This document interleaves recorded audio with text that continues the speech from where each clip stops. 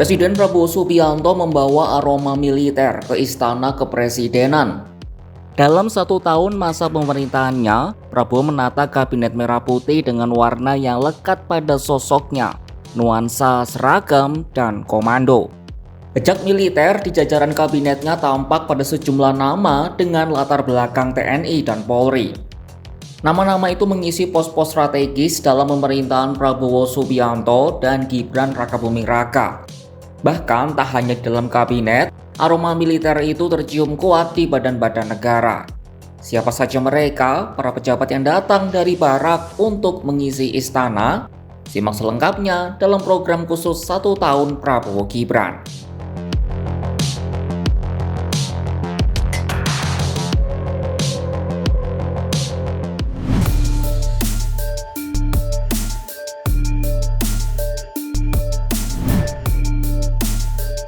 Dari barak ke istana, kabinet merah putih yang dibentuk Prabowo punya nuansa berbeda, tapi juga tak asing bagi Indonesia. Tak sedikit nama di jajaran kabinetnya yang diisi oleh kalangan militer, baik dari TNI maupun Polri. Sebagian besar adalah purnawirawan, tapi ada juga yang masih aktif. Mari kita mulai bahas dari jajaran menteri. Pertama, ada nama Menteri Koordinator Infrastruktur dan Bangunan Kewilayahan Agus Harimurti Yudhoyono alias AHY. Ketua Umum Partai Demokrat ini merupakan purnawirawan TNI AD dengan pangkat terakhir mayor. Ia adalah putra dari Presiden Susilo Bambang Yudhoyono.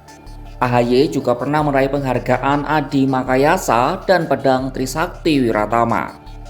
Kedua, ada Menteri Koordinator Bidang Politik dan Keamanan atau Menko Polkam Djamari Tjaniago yang belum lama ini dilantik menggantikan Budi Gunawan.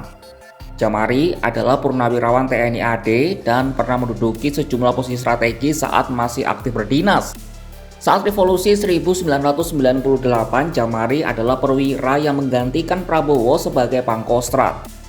Ia juga menduduki posisi sebagai Sekretaris Dewan Kehormatan Perwira yang menyarankan TNI agar menjatuhkan hukuman pemberhentian dari Dinas Keprajuritan kepada Prabowo.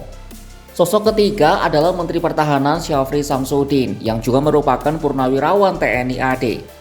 Mengutip BBC, Prabowo dan Syafri merupakan teman seangkatan di Akademi Angkatan Bersenjata Republik Indonesia atau AKABRI lulusan 1974 dan sama-sama menjadi anggota Kopassus.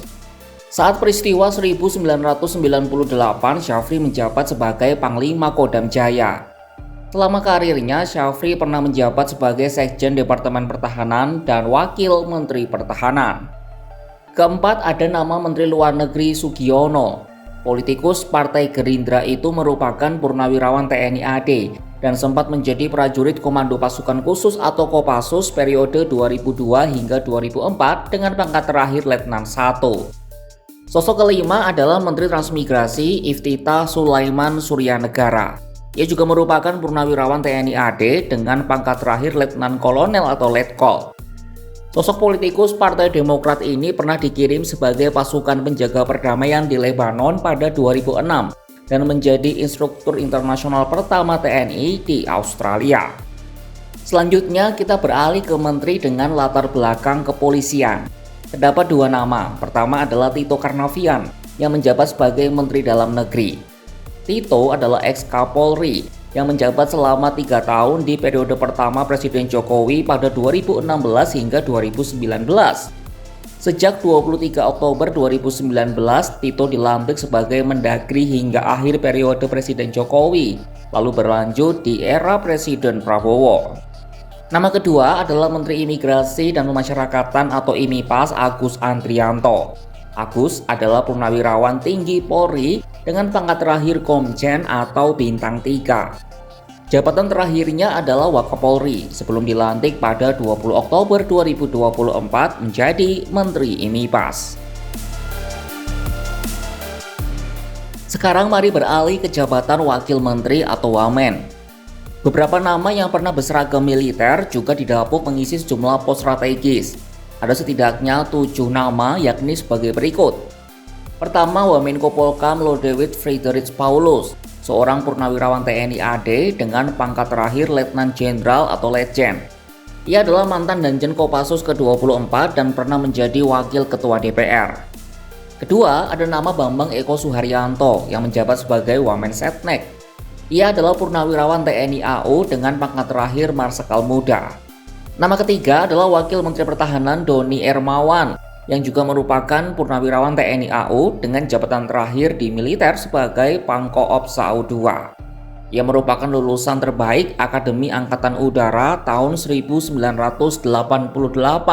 dan peraih medali Adi Makayasa. Keempat, ada nama Wamen Kelautan dan Perikanan Didit Herdiawan. Ia adalah purnawirawan perwira tinggi TNI AL yang sebelumnya menjabat sebagai asisten khusus Menhan bidang matra laut. Lalu Wamen Agraria dan Tata Ruang atau Badan Pertanahan Nasional Osi Dermawan. Sosok politikus Partai Demokrat ini adalah purnawirawan TNI Angkatan Darat yang pensiun sebagai perwira menengah dengan pangkat mayor pada 2014. Selanjutnya Wakil Menteri Perhubungan Suntana yang merupakan purnawirawan Polri dengan pangkat terakhir Komjen yang juga pernah menjabat sebagai Wakil Kepala BSSN. Terakhir adalah Wakil Menteri Pan-RB Purwadi Arianto yang merupakan ex-perwira tinggi Polri yang menduduki posisi terakhir sebagai Kepala Lemdiklat Polri. Di luar menteri dan wakil menteri juga masih ada nama-nama lain yang tergabung dalam lingkar kekuasaan Prabowo. Di antaranya adalah Kepala Badan Intelijen Negara atau BIN Muhammad Herindra yang merupakan purnawirawan TNI AD dengan pangkat terakhir Letnan Jenderal. Lalu ada Sekretaris Kabinet Merah Putih Mayor Infantri Teddy Wijaya. Bahkan saat ini Teddy masih berstatus sebagai prajurit aktif dari TNI AD. Prabowo juga melantik ex-Panglima TNI Wiranto sebagai penasehat khusus Presiden bidang politik dan keamanan. Padahal Wiranto adalah pimpinan TNI yang mengumumkan pemecatan Prabowo dari militer. Ada juga Luhut Binsar Panjaitan yang dilantik sebagai Ketua Dewan Ekonomi Nasional pada 21 Oktober 2024. Lalu Dirjen Bea Cukai Jaka Budi Utama yang merupakan ex-anggota Tim Mawar. Tim ini adalah unit kecil di bawah grup 4 Kopassus yang diduga menjadi dalang penculikan sejumlah aktivis pro-demokrasi. Lalu belum lama ini Presiden Prabowo Subianto juga melantik mantan Wakapolri Ahmad Doviri sebagai penasihat khusus Presiden bidang keamanan, ketertiban masyarakat, dan reformasi kepolisian. Purnawirawan Jenderal juga menghiasi daftar petinggi Badan Gizi Nasional atau BGN, lembaga yang memegang kendali penuh atas program makan bergizi gratis atau MBG. Berikut 5 nama pejabat tinggi BGN yang merupakan purnawirawan jenderal. Pertama, ada Wakil Kepala BGN Maijen TNI Purnawirawan Lodewijk Pusung, lalu Brigjen Purnawirawan Sarwono, lalu Brigjen Purnawirawan Jimmy Alexander Adirman, Brigjen Purnawirawan Suwardi Samiran, dan Maijen Purnawirawan Dadang Hendra Yuda. Selain mereka ada juga Brigjen Polisi Sony Sanjaya yang menjadi Wakil Kepala BGN.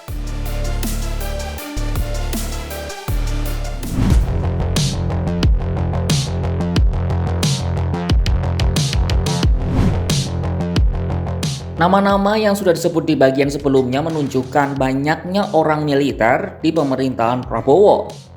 Namun kenapa Prabowo seolah begitu percaya pada orang-orang berseragam ini? Adi Priyamariski, peneliti isu Indonesia di Rajaratnam School of International Studies atau RSS Singapura menduga Prabowo ingin melingkupi dirinya dengan orang-orang yang punya bahasa sama. Tujuannya agar program-program yang dicanangkannya dapat berjalan mulus.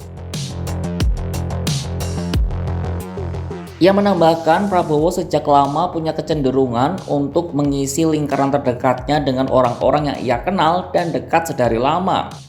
Lalu khusus tokoh berlatar belakang militer, kedekatan ini biasanya berakar pada kesamaan operasi militer, penugasan masa lampau, atau memiliki kedekatan angkatan.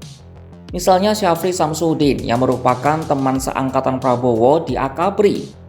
Menko Polkam baru Jamari Caniago juga sudah dikenal Prabowo sejak di pendidikan militer dan belakangan telah bergabung ke Partai Gerindra.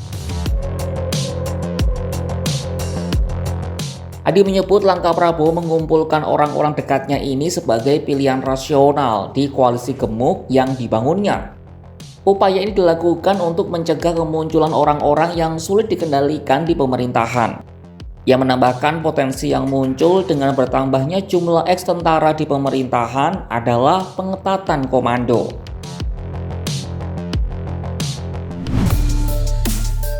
Kekuasaan seperti medan tempur selalu menuntut strategi.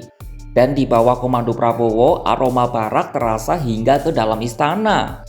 Nama-nama berlaras seragam hijau dan coklat kini kembali mengisi kursi-kursi pemerintahan. Bukan lagi di medan operasi, melainkan di ruang rapat, di meja kebijakan, serta di balik tanda tangan keputusan. Bagi Prabowo, mungkin ini bukan sekadar loyalitas, tapi soal kepercayaan, soal bahasa yang sama, yakni bahasa disiplin, hierarki, dan komando yang tak perlu dijelaskan dengan banyak kata. Namun di atas segala pandangan itu yang terpenting adalah bagaimana pemerintahan berjalan efektif, kebijakan tetap berpihak pada rakyat, dan semangat demokrasi terus dijaga bersama. Karena pada akhirnya kekuasaan akan diukur bukan dari siapa yang mengelilinginya, tetapi dari seberapa besar manfaat yang dirasakan oleh rakyat di sekitarnya. Sekian program khusus 1 tahun Prabowo Gibran, jejak militer di Kabinet Merah Putih dari Barak ke Istana. Saksikan kabar menarik lainnya hanya di kanal YouTube Kompas.com.